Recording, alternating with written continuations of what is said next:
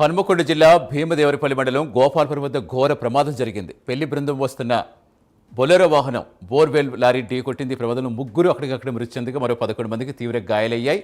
వెంటనే స్థానికులు క్షతగాత్రులను ఎంజీఎంకు తరలించారు.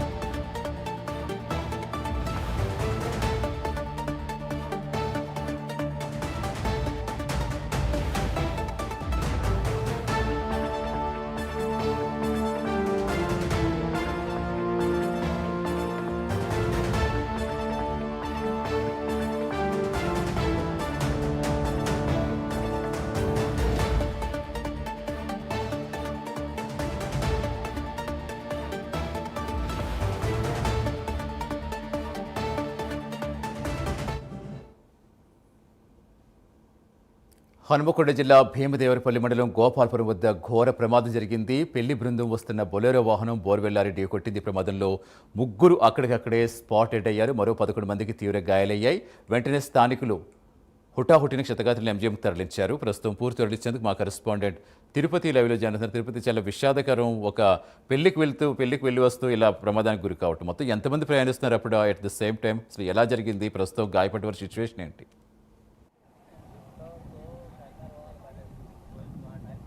సతీష్, పెళ్ళైనటువంటి 2 రోజుల వ్యవధిలోనే నవవధు ఇంట్లో తీవ్ర విషాద ఛాయలు అలుపుకున్నాయి. పెళ్లికి వెళ్ళి తాడుగు కార్యక్రమం ముగిసిన తర్వాత వాళ్ళు తిరిగి ఇంటికి వెళ్తున్నటువంటి క్రమంలోనే ఈ రోడ్డు ప్రమాదం చోటు చేసుకుంది. ప్రజెంట్ ఇప్పుడు నేను ఎగ్జాక్ట్లీ ప్రమాదం జరిగినటువంటి స్పాట్లో నన్ను మీకు ఎటువంటి పరిస్థితుందో చూపించేటువంటి ప్రయత్నిస్తాను. హనుమకొండ జిల్లా భీమదేవరపల్లి మండలం గోపాలపూరు క్రాస్ వద్ద ఈ ప్రమాదం చోటు చేసుకుంది. మనం విజువల్లో చూస్తున్నాం. ఇదే బొలెరో వాహనంలో నవవధువు సంబంధించినటువంటి కుటుంబ సభ్యులు కావచ్చు, పెళ్లి కూతురు, పెళ్లి కొడుకు పెళ్లి ముగిసిన తర్వాత నల్లపూసల కుచ్చేటువంటి కార్యక్రమం ముగిసిన తర్వాత వాళ్ళు అమ్మాయి వాళ్ళ ఇంటికి వెళ్ళేటువంటి క్రమంలో ఈ ప్రమాదం చోటు చేసుకుంది. స్పాట్లోనే ఒక స్వప్న అనే బాలిక మృతి చెందింది. మిగతా ఇద్దరిని ఆసుపత్రికి తరలించుంటక మృతి చెందినటువంటి పరిస్థితి కనబడుతుంది. ఈ బొలెరో వాహనంలో టోటల్గా 17 మంది ప్రయాణించినటువంటి పరిస్థితి కనబడుతుంది. 17 మంది ప్రయాణించినటువంటి నేపథ్యంలో ఒక్కసారిగా సిద్దిపేట జిల్లా వెంకటాపురం దగ్గర అక్కడ పెళ్లి ముగిసిన తర్వాత అక్కడ నుంచి మహబూబాబాద్ జిల్లా కురువి మండలం సుదనపల్లి గ్రామానికి వెళ్తున్నటువంటి నేపథ్యంలో ఈ ప్రమాదం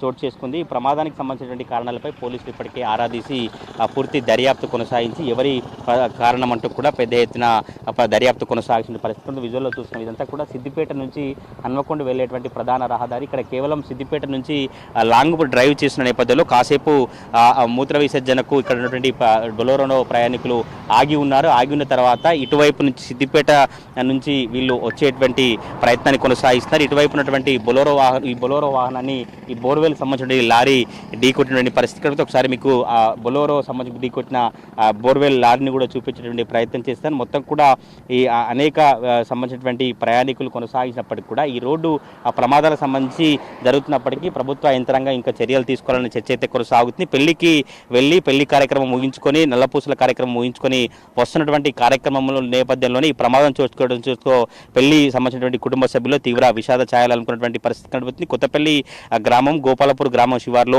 ఆగి ఉన్నటువంటి బొలెరో పెళ్లి బృంద వాహనాన్ని బోర్వెల్ లారీ బలంగా ఢీకొట్టినందున అందులో ఉన్నటువంటి 14 ఏళ్ల బాలిక స్వప్న అక్కడికక్కడే మృతి చెంది మిగతా ఇద్దరి మృతి చెందారు. మరొక ఇద్దరి పరిస్థితి విషయం గురించి తెలుసు. మొత్తం క్షతగాత్రులందరినీ కూడా ఎంజీఎం ఆసుపత్రికి తరలించి ప్రజెంట్ అయితే ఇప్పుడు చికిత్స కొనసాగించినటువంటి పరిస్థితి కనబడుతుంది. కొంత పెళ్లి జరిగింది. పెళ్లి కార్యక్రమం ముగిసిన తర్వాత చాలా ఆనందం సంబంధించినటువంటి సమయంలో ఉన్నటువంటి కుటుంబ సభ్యులు ఒక్కసారిగా ఈ బొలెరో వాహనాన్ని ఢీకొట్టి ప్రమాదం జరిగిన నేపథ్యంలో కుటుంబ సభ్యులంతా కన్నీరు మున్నీరుగా వెలిపించినటువంటి పరిస్థితి కనబడుతుంది. ఇదే బొలెరో వాహనంలో నవవధువు పెళ్లి కుమారుడు ఉన్నటువంటి పరిస్థితి అయితే కనబడుతుంది. ప్రజెంట్ ఇప్పుడు క్షతగాత్రులకు ఎంజీఎం ఆసుపత్రిలో చికిత్స అయితే కొనసాగుతున్నటువంటి పరిస్థితి కనబడతా ఉంది. Satish, right, thank you Tirupati.